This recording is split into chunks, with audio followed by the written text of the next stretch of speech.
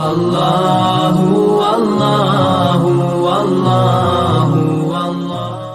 کا واسطہ دیتا ہوں فیصلہ آباد سے دھوکہ نہ کھاؤ، اس کے بازاروں سے دھوکہ نہ کھاؤ، ہوش میں آؤ، ہم غلط جا رہے ہیں۔ اور میرے بھائی اگر مر کے اللہ کے پاس جانا ہے تو اس زندگی سے واپس آؤ، میں اللہ کا اس کے رسول کا واسطہ دیتا ہوں۔ اگر مر کے کہیں اور چلے جانا ہے، اگر مر کے اللہ کے پاس نہیں جانا یا اللہ کے رسول کا سامنا نہیں ہے، جو مرضی کرو، پھر ہم بھی چھوڑیں، اب ہمیں بھی کچھ سمجھاؤ۔ ہم کیوں بول بول کے گلے کی ایک ایک رگ میں درد اتار بیٹھے؟ گھر چھوڑ سارا وجود ہڈیوں میں درد اتر گیا ہے، تو کچھ ہمیں بھی راستہ بتاؤ کہ یہ راستہ ہے، اس پہ موج میلہ بھی ہوگا، اللہ بھی نہیں ملے گا۔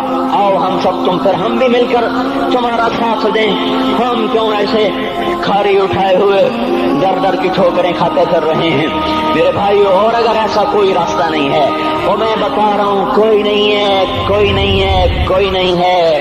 میرے پاس کوئی مضمون نہیں بیان کرنے کو، میں یہ نوجوانوں کو دیکھتا ہوں، میرے بندر ٹوٹ جاتے ہیں، میں دیوانہ ہو جاتا ہوں کہ میں ان کے کیسے دلوں میں اتر کر ان کے دلوں کی لگاموں کو اللہ کی طرف پھیر دوں اور اس کے رسول کی طرف پھیر دوں۔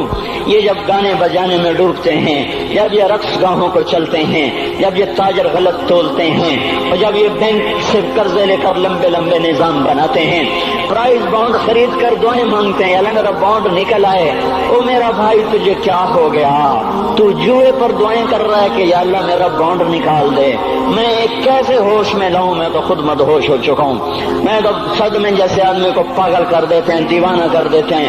وہ دیوانگی کی کیفیت ہے کہ کوئی سنتا ہی نہیں، کوئی مانتا ہی نہیں، 4 دن کے تھوڑی دیر کے لیے ہائے کرتے ہیں، پھر وہی ڈگر، وہی راہیں، وہی غفلت، وہی صبحیں، وہی شامیں۔ کہاں سے کوئی آئے گا؟ کون سی آواز آئے گی؟ کوئی قیامت کے کڑکا کو سننا چاہتے ہو؟ کیا آسمان کے دھماکے سن کے توبہ کرنا چاہتے ہو؟ کیا آسمان کی بجلیوں کو گونجتا دیکھ کر پھر توبہ کرو گے؟ یا زمین کے کلیجے کو پھٹتا دیکھ کر پھر توبہ کرو گے؟ یا سمندر کی بفری موجوں کو چڑھتا دیکھ کر پھر توبہ کرو گے؟ یا ہواؤں کے جھکڑ بگولوں کو دیکھ کر پھر توبہ کرو گے؟ نہیں، پھر توبہ کا وقت نکل جاتا ہے۔ ابھی وقت ہے، ابھی ہم لوٹ آئیں، آ جائیں۔ قبروں کی وہ سیدگی یاد کرو، قبروں کے اندھیرے یاد کرو۔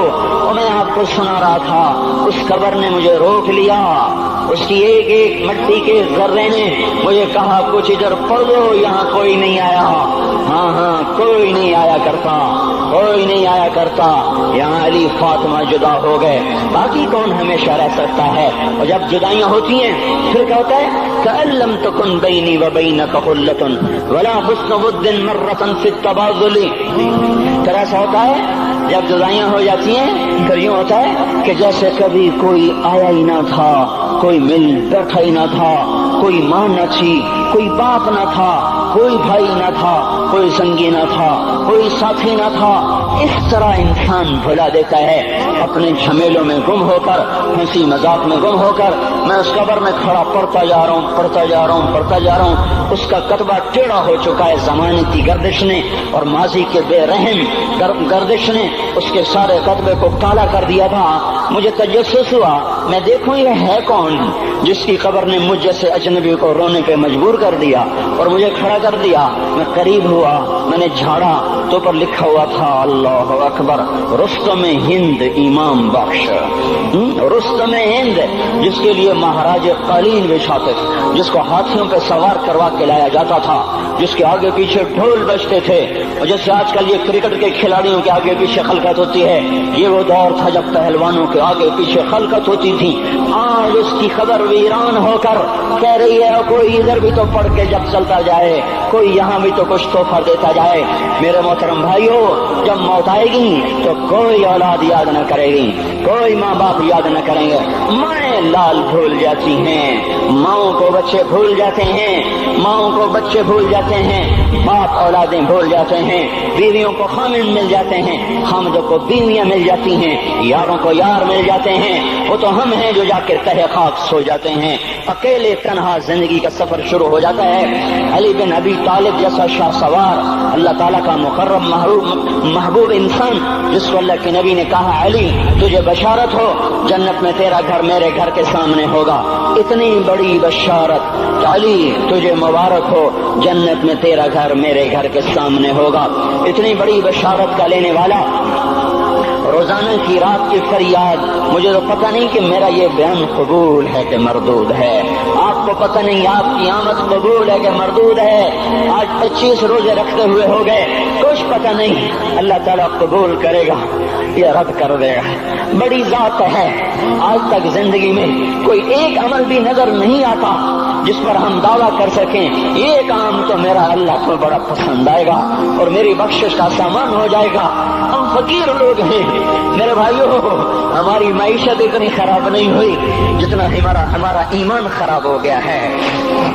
ہمارا فقیر اس کا چولہا ٹھنڈا ہوا ہے, ہمیں اس کا درد ہے, لیکن اس کے چولہے ٹھنڈے ہونے کا اتنا درد نہیں ہے جتنا اس کے ایمان کی انگیٹھیاں سرد ہو چکی ہیں, جتنا یہ درد ہے.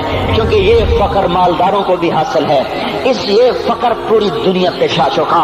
مالدار بھی فقیر ہیں, دکاندار بھی فقیر ہیں, تاجر زمیندار بھی فقیر ہیں. آج جو جتنا بڑا دنیا دار ہے وہ ایمان کا اتنا بڑا فقیر ہو چکا ہے.